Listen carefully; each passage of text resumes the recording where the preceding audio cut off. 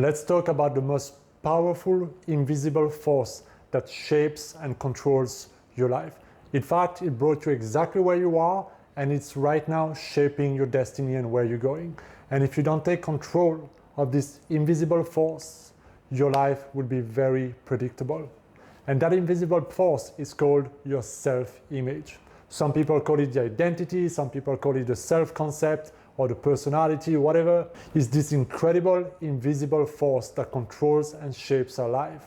If you see yourself as an average person who is average looking, with average talents and ability, and that has lots of inhibitions and that is not consistent and procrastinate and have all those limitations, you will remain consistent with that definition of yourself, because how you see yourself is how you behave, how you act, how you radiate that energy, and it's what you're creating in your life.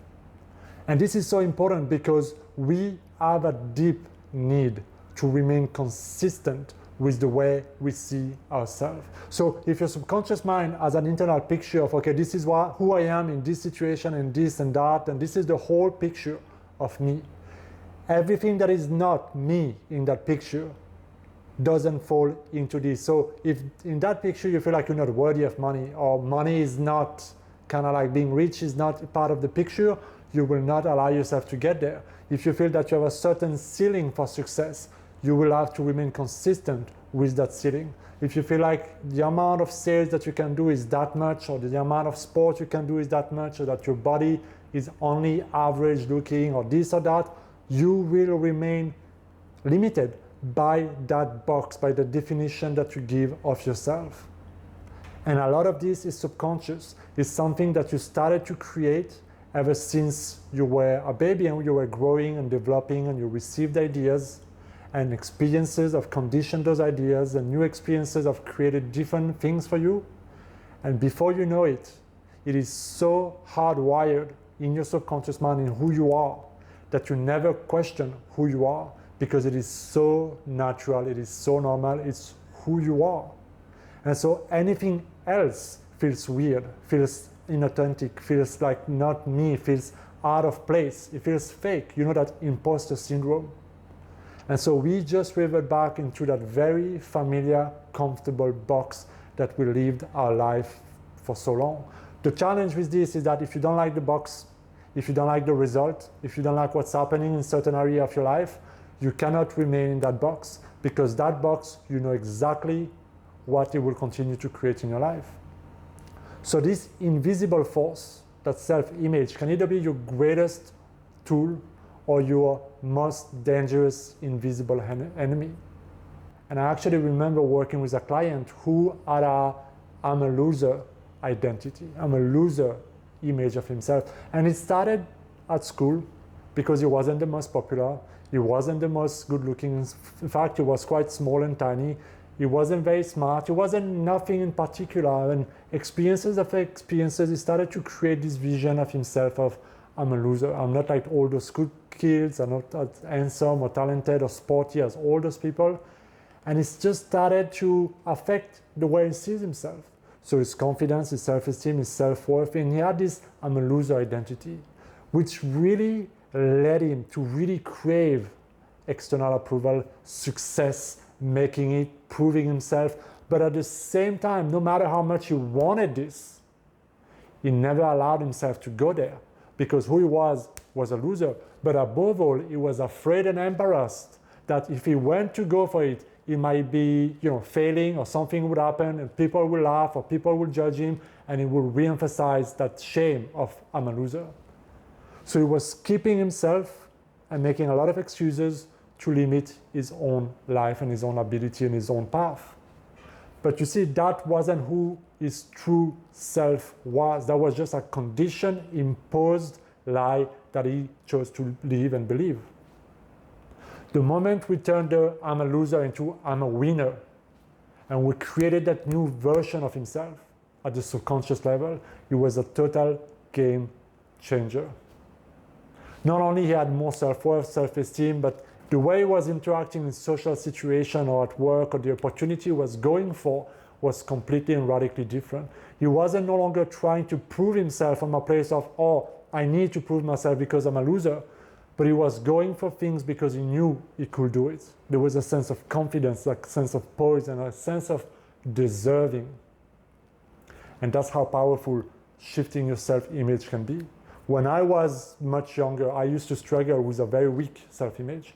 I told myself I was shy, I was reserved, I was timid, I was too tall, I was too this, too that. I was extremely awkward and socially anxious around people, especially girls and women. I lacked tremendous amount of confidence, and this affected everything in my life until one day I had enough. And I came across this phenomenal book that is very popular, and it's called Psycho-Cybernetics, that came out in 1962 or 65, in the 1960s. And this book was a game changer in the field of psychology, in the field of manifesting and creating things. Even though it is not a manifesting book, if you compare it to what Neville Teach or Joseph Murphy or Dr. Joe Dispenza, you could say that so much of those teaching, are exactly what it says in just different words. But that book revolutionized the psychology as we know it. And it created a field of psychology, the self-image psychology. And basically, it came because of this. Dr. Maltz, who was a very famous plastic surgeon, realized that plastic surgery on the outer face or the body wasn't enough to change a person's life, no matter how successful the surgery might have been. He said that it was only when the inner image was changed, and when we did inner surgery and we removed inner scars, so to speak, that it had a tremendous impact on the personality of the person, the attitude, the confidence, but also in the long-term effect of their success, well-being, and prosperity. And he said that so often he could do a phenomenal job in fixing somebody and re-giving them their beauty, so to speak, and they will not see it because that inner picture of themselves was not changed and they will not feel different. And so he came about this concept that he called the self-image and the psycho-cybernetics system that we have that works like a computer, and he decided to study it and find ways to change the self-image. And as a result, he created this phenomenal book.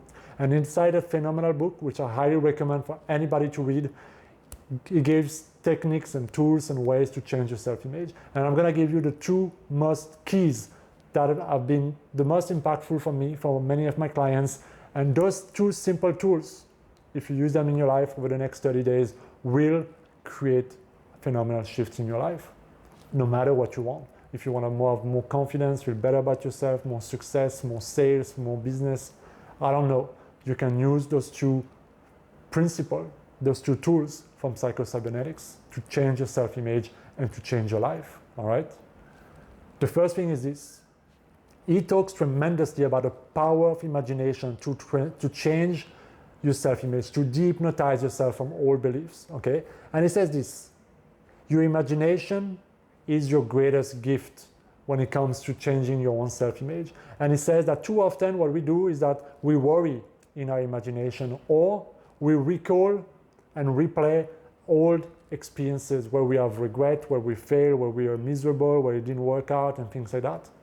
And he says that instead of looking at the database of our life and looking and focusing on things that we achieved, things that worked out for us, times when we felt like winners, like champions, like unstoppable, and we had that feeling of success in ourselves and self-belief, because we all have those experiences, no matter how big or small they were.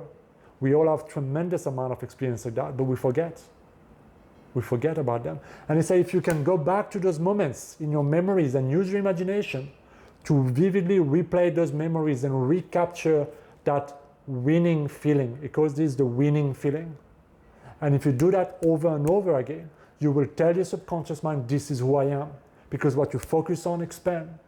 And if you start to focus on those aspects and parts of yourself and those souvenirs and memories where you felt tremendously unstoppable, when you felt proud of yourself, when you felt strong, when you felt bigger than larger than life, you will become that person again.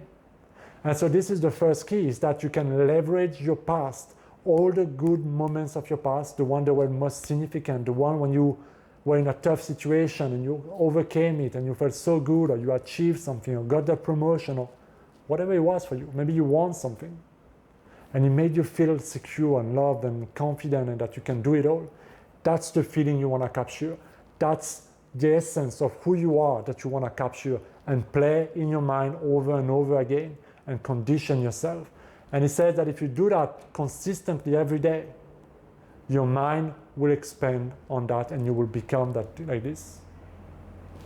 That is the first key. Use your past and capture that winning feeling. The second thing is very similar to so many of the manifesting tools, is that use your imagination to visualize and create the future that you want. So the way he invites you to do that is to sit in your imagination, relax your body and your mind, and imagine that you are in a theater of the mind. So you will go like in a theater and you will sit in a very comfortable chair, and on a big screen you will see yourself. You will see a movie and you are the actor, you are the star of that movie. And you can see yourself being confident, being successful, being rich, living the life, having the things that you want, being in that situation that you want to create. Basically, being in the end state, having the thing that you already want. Or as Neville Goddard would say, in your wish fulfilled. And so the way he invites you to do is just to sit down, relax, and visualize over and over again a specific scene in you already being that person, acting as that person. So for example, if you are at work and you want to be promoted and you want to run that beautiful team, see yourself running and leading that team with confidence, with poise, with that assertiveness, that leadership, charisma that you exude, and you see yourself over and over and over again in those situations. And if you do that every day for at least 10 to 15 minutes, that's what he recommends, for 30 days. And for 30 days, you religiously commit yourself to do that, you will see phenomenal changes. And he says that your success mechanism, your subconscious mind, will find a way to bring that about in your life if you remain consistent, and if you remain consistent, and if you do that work. So that's the second way you can use Psycho-Cybernetics and your imagination to transform your self-image. But you have to remember here that he talks a lot about repetition. He said the idea itself will not change your life. Reading the book itself will not change your life. He says nothing will change your self-image if you don't actually use those tools. Whichever one may be the best one for you at this moment. If you don't use it with consistency and repetition, and if you do it 2 or 3 times and then you expect things to change and it doesn't work and you give up, it's not going to work. He says that you've put so much energy in creating who you are that it takes time for your cyber mechanism, he says, to reactualize itself and to start to create the new desired outcome. So do not give up. Don't look for evidence for 30 days. Simply commit yourself to do the work. And those are the 2 keys to using Psycho-Cybernetics to transform your self-image and to really achieve anything that you want. And I really want to emphasize again the purpose of taking action, showing up, doing the work. Because I saw a comment recently of somebody saying, well, in my imagination, I can very easily flirt with women and so on, but when a woman looks in my eyes, I just become shy, red, and I lose all confidence in a moment. And he says, so in my imagination it's easy, but in reality it's a very different story.